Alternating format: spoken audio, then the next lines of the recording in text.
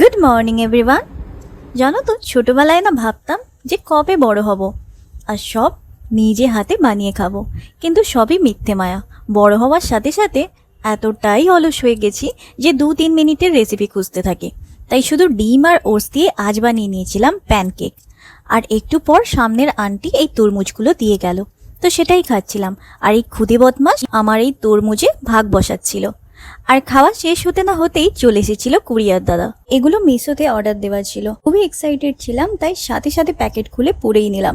তোমরা বলো এই দুটো কেমন হয়েছে। তারপর স্নান টান সেরে বসলাম খেতে। আজ মা আমার পছন্দের কলার কোপ্তা বানিয়েছিল, আর সাথে ছিল মিক্সড ডাল, ঢ্যাঁড়স ভাজা আর বড়া ভাজা।